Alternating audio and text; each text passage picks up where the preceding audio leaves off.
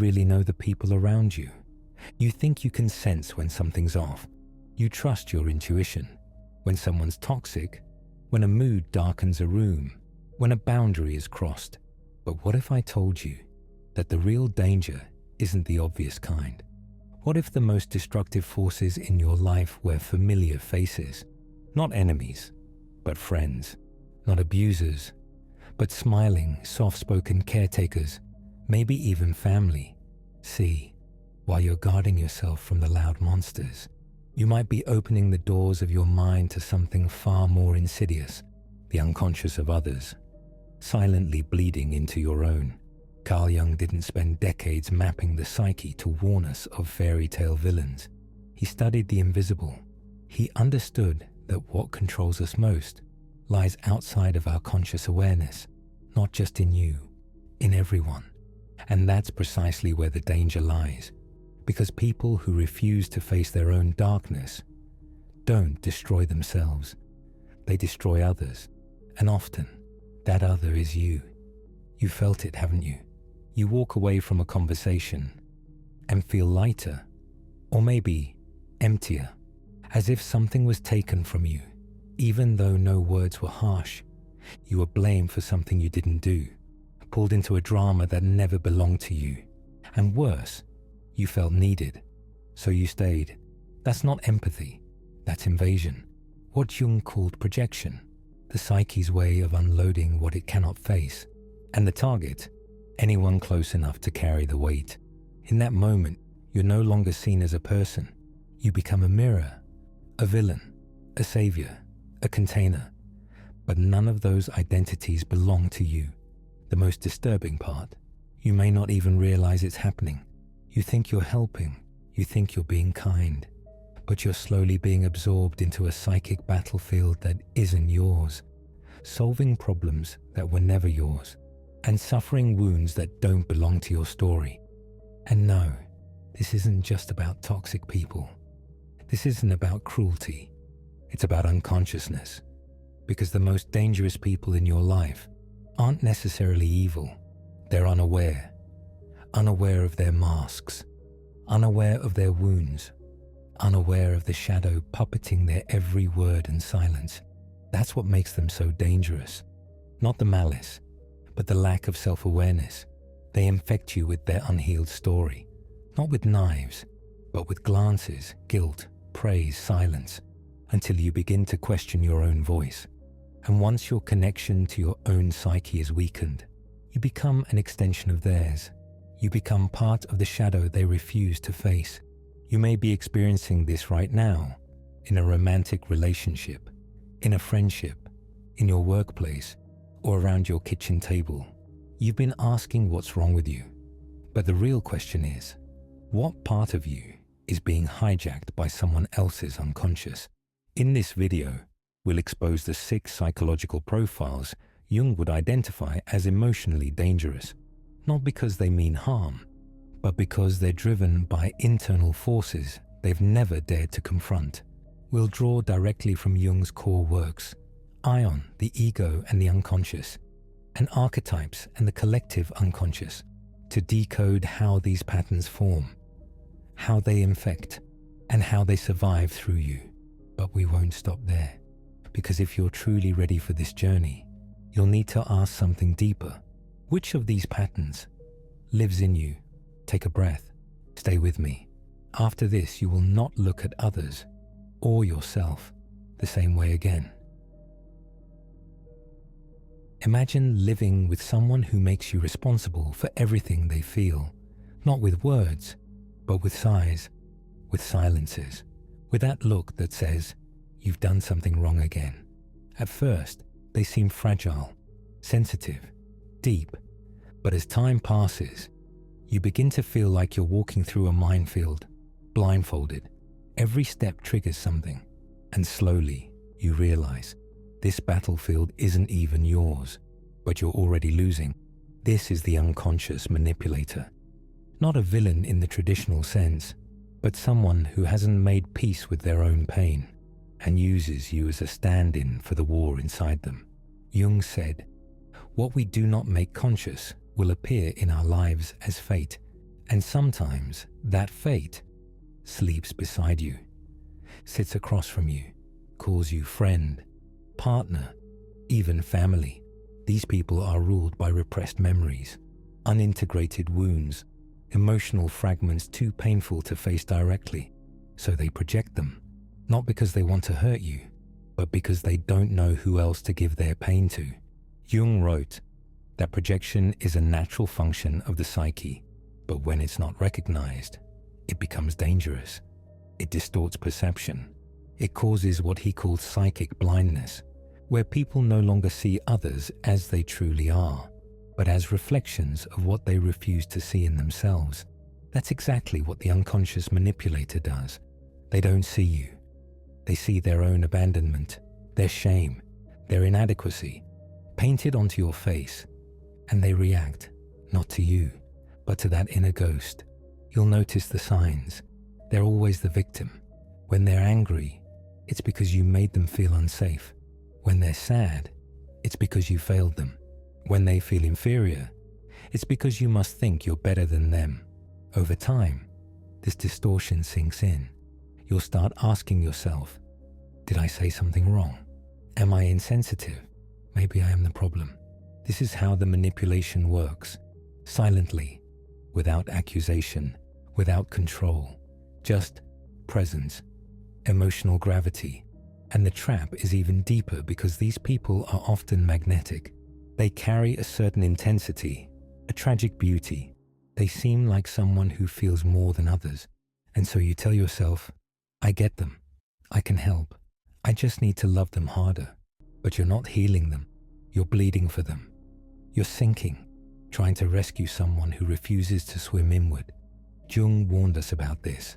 He said that projection turns people into symbols, saviors, traitors, mothers, monsters, everything, except who they truly are. And when you're trapped in someone else's symbolic story, you stop being seen. You start being used as a screen for someone else's unconscious film. To break this spell, you must do one thing. Wake up, recognize the pattern. Ask yourself, is this emotion really mine? Because the unconscious manipulator doesn't break into your life with force. They slip in through the open door of your empathy, your kindness, your need to fix. And once they're inside, they build a home out of your self-doubt. But this is just the beginning, because behind the unconscious manipulator lurks a more polished shadow, the bearer of the persona, the one who doesn't just project, they perform. They construct their entire identity to be seen a certain way, and in doing so, they lose themselves. And if you're not careful, they'll take you with them.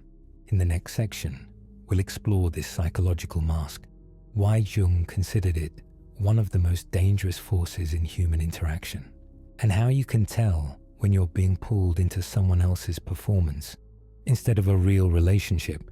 If this content resonates with you, if you felt this dynamic but never had words for it, now you do. Click subscribe, join the journey, and thank you for walking this path with awareness. Not all psychological danger comes with sharp edges. Sometimes it's dressed in a flawless suit. Sometimes it smiles too easily. Sometimes it never breaks. You see it in the polished tone, the perfectly timed response, the person who's always composed, always agreeable, always appropriate, and something inside you whispers, this isn't real. Carl Jung didn't fear monsters in the dark. He feared masks in the daylight. He called it the persona, the social mask we wear to function, to be liked, to fit, to belong. But when someone begins to believe the mask is their face, they lose all access to who they really are. And worse, they begin to pull you into their illusion too. In The Ego and the Unconscious, Jung wrote, the persona is what someone is not, but what they and others think they are. It's an identity forged in expectation, not authenticity. We all wear it, you, me, everyone. It helps us play roles, parent, boss, student, friend. But the danger begins when the role becomes a cage, when the spontaneous, vulnerable self is no longer welcome in the performance. It's pushed underground, buried, forgotten, and the mask begins to smile, even when the soul is in ruins. The bearer of the persona is a master of high-functioning detachment. They say what's expected. They avoid conflict. They stay nice, but beneath the perfect surface, they are suffocating, and you can feel it. Even if you can't explain it, conversations feel rehearsed, emotions feel flat, depth is absent, and truth, the real, unfiltered kind, becomes radioactive. Worse, they project their artificial expectations onto you. You're expected to match the script, to stay inside the lines, to avoid the uncomfortable, show too much emotion, you're too much, ask a hard question, you're dramatic, express pain, they pull away, because anything raw reminds them of the self they've buried. Jung warned, the greatest threat to individuation is over-identification with the persona, because once you confuse your role with your soul, you stop growing, you stop integrating the unconscious, you live for applause, but never truth. And here's where it gets insidious. When you live with someone like this, you begin to adapt. You start editing yourself. You begin measuring your words. You hide your spontaneity. You shrink your truth. And then one day, without realizing it, you've put on a mask too, not to deceive, but to survive. This is what makes the persona so dangerous. It's not just artificial, it's contagious. And yet, there's something darker still, because when someone represses what they truly feel, what they think, what they need, it doesn't disappear. It festers, it grows claws in the unconscious, until it becomes something Jung called the shadow, the denied self, hungry for expression. And the longer it's ignored, the more violently it returns. In the next section, we'll descend into this underworld. We'll confront the psychological profile of the one who has buried their darkness for too long, until it finally explodes on themselves and everyone around them. If you're still with me, take a breath. You're not just learning psychology, you're peeling back the layers of your own reflection. Let's go deeper. There's a kind of person who never raises their voice. They're composed, measured, polite, always appropriate, always in control. But beneath that calm exterior, a storm is brewing, because everything they believe is unacceptable. Every dark urge, wild impulse, raw emotion hasn't been healed. It's been buried. This is the owner of the repressed shadow, someone who tries so hard to be light. That darkness becomes their only escape. Carl Jung devoted a lifetime to understanding this inner rupture. In Ion, he wrote, the shadow is everything that the individual refuses to acknowledge about themselves, yet it still insists on being lived. We're not talking about some external evil. This isn't about monsters or abusers or the world outside you. This is about you. The hatred you won't admit to feeling, the envy you mask with fake praise, the rage you silence with shallow smiles, the ambition you dress up as humility, the desire you shame in silence. Whatever you deny in yourself doesn't vanish. It festers. It becomes a shadow, and what you refuse to make conscious ends up controlling your life. You just call it destiny. Now here's the trap. The owner of the repressed shadow rarely looks dangerous. In fact, they're often admired, disciplined, kind, helpful. You'd never suspect anything's wrong. But look closely. They don't tolerate weakness in others. They flinch at authenticity. They shut down around intensity. They never cry. They never crack. Until one day, they do. And when they finally break, it isn't a release. It's a detonation. Because someone who lives in emotional lockdown isn't just controlling their feelings. They're building pressure. And when that pressure finds no outlet, it explodes through judgment, cruelty, passive aggression, or withdrawal so cold it cuts deeper than rage ever could. You've seen it. People who explode over small things, who never forget a slight, who sabotage connection with bitterness and blame, who hold their smile like a knife. These are the emotionally landmined, and if you live near them, you walk carefully, you police your words, you breathe shallow, not because you're fragile, but because their pain has nowhere to go, so it leaks into you. Jung warned us, the stronger the persona, the darker the shadow, and when that shadow is ignored, it always comes back, not as self-awareness, but as destruction, usually aimed at those who get too close. But here's the twist. The shadow isn't just made of darkness. It holds your light too, your hidden potential, your repressed creativity, your forbidden passion, your courage, your voice, your hunger for life. If you deny it, it becomes poison. But if you integrate it, it becomes power. Because the shadow is never here to destroy you. It's here to complete you, but only if you're willing to meet it, eye to eye. And yet, most don't. Most choose repression over truth. They hide behind false virtue, inflated morality, not to become better, but to feel superior. This brings us to the next psychological mask, the moral controller. Someone who doesn't just repress their own desires, but makes you feel guilty for having yours. In the next section, we'll unmask this figure, the guardian of appearance, the enforcer of guilt, the enemy of inner freedom. They speak in the name of virtue, but behind their polished words hide some of the darkest demons of all. Take a breath, because from here we go deeper. Not every executioner carries a sword. Some wield scriptures, others rules. Most just use guilt. They speak of virtue, of right and wrong, of what's best for you. But behind their polished morality lurks a cage, not made of steel, but of shame.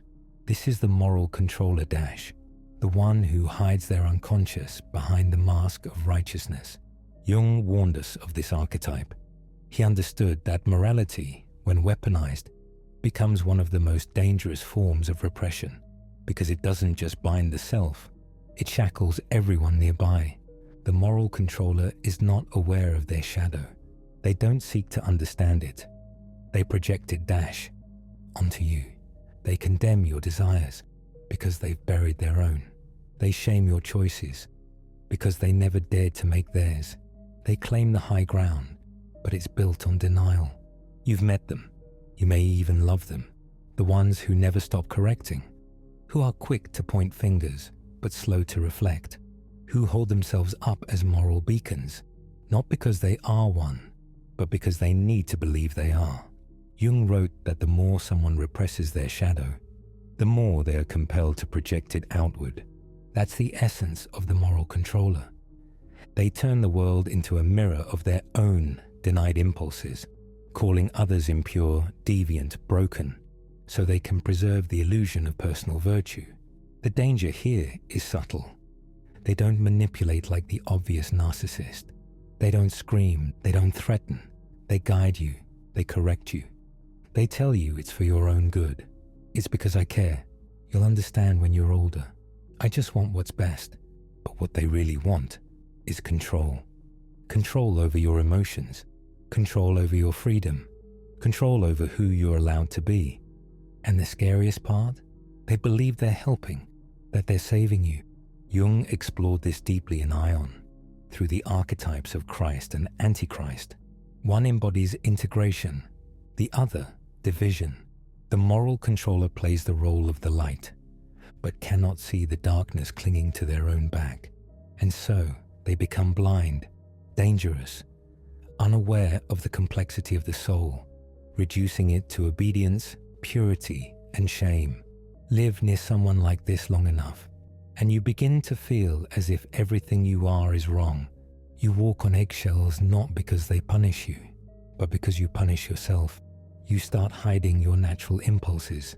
You repress your own joy, your own curiosity, your own sensuality, to fit an ideal that was never yours. Their morality becomes your prison, and you forget how to live outside it. This dynamic is everywhere, in families, in religion, in schools, in relationships where love is conditional, and freedom is bought with silence. Jung saw this as a direct threat to individuation, the sacred process of becoming whole, because where there is excessive moralism, there is always a lack of self-knowledge. The moral controller doesn't want truth. They want order, not clarity, but submission. And when they can't control the outer world, they start reshaping the inner world of everyone around them. But repression is not the only danger. There is another force far more volatile, more impulsive, more unpredictable. Someone who is not repressing the unconscious, but being controlled by it.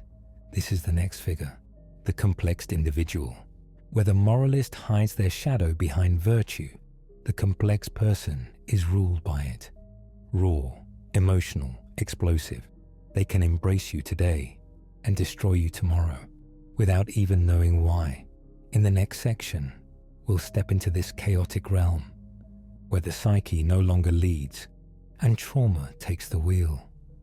Prepare to meet the one who doesn't wear a mask because their wounds have become their face.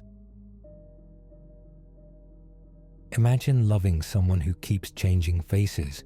One day they're warm, tender, even beautiful. The next, they shatter over a joke, a gesture, a silence. You didn't change, but the rules did. And now, you're walking through a house where the floor keeps disappearing beneath your feet.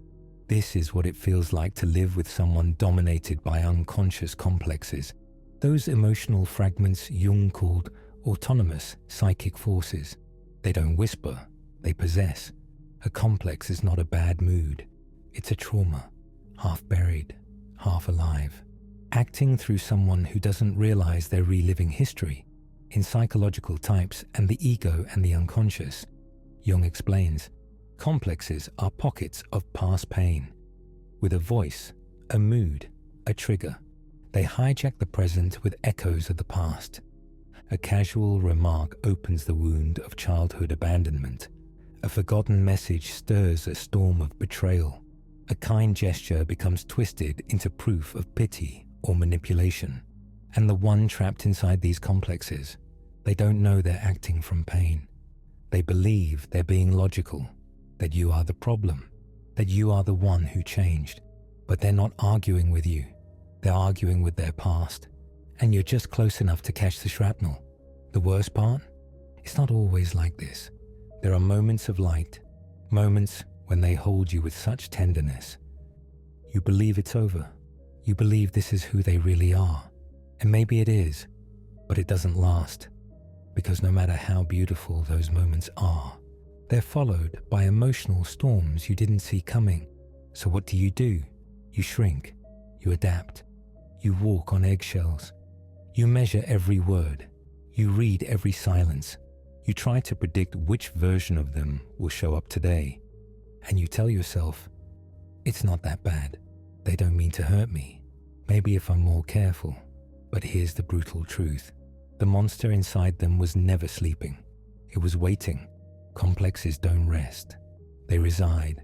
And the more you try to keep the peace, the more you sacrifice yourself to a force that isn't yours. Jung warned, what you do not make conscious becomes your fate. And in the case of the complexed individual, fate becomes possession. They aren't just influenced by their unconscious. They are ruled by it. One moment, they're overwhelmed by inferiority. The next, they become the martyr, the victim, the persecuted. Each complex has its own emotion, its own story, its own demand. And when triggered, it speaks louder than love ever could. Trying to calm this chaos is like negotiating with ghosts. No matter how gentle you are, they don't hear you because they're not listening from now. They're listening from a decade ago, from a wound that still bleeds under the surface. And slowly, without realizing it, you begin to disappear. Your words feel like lies. Your memory feels uncertain. You start to wonder if you are the one who's unstable, but you're not. You're just being colonized by their unconscious. Because when someone lives in emotional chaos long enough, they don't just destroy themselves, they start pulling others into the storm.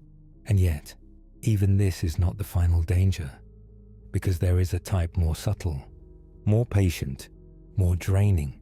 They don't explode. They don't accuse. They don't break down. They feed on your attention, on your kindness, on your presence, until you have nothing left. In the final section, we will meet this last figure, the psychic vampire, the one who never shouts, but still leaves you hollow.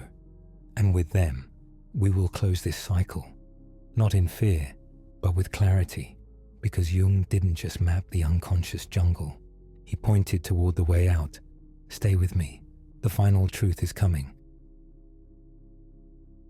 Some people don't want your presence. They want your energy, and they'll take it, not with violence, but with softness, with stories, with endless need disguised as closeness. This is the psychic vampire. They won't scream. They won't chase. They won't demand. They'll just lean until your shoulders start to ache under a weight that was never yours to carry. Carl Jung never used the term psychic vampire, but he saw them clearly. In his work on the ego and the unconscious and Ion, he warned of a psychic danger far more subtle than the shadow, more binding than the persona, more destabilizing than the complex. It's the symbiotic bond, where two people no longer meet as individuals, but as extensions, attachments, emotional limbs of each other. The psychic vampire lives inside this bond. They feed on your time, your comfort, your availability, but no matter how much you give, it's never enough, because what they're trying to fill is not a wound, it's a void. At first, you're kind. You support. You stay up late listening.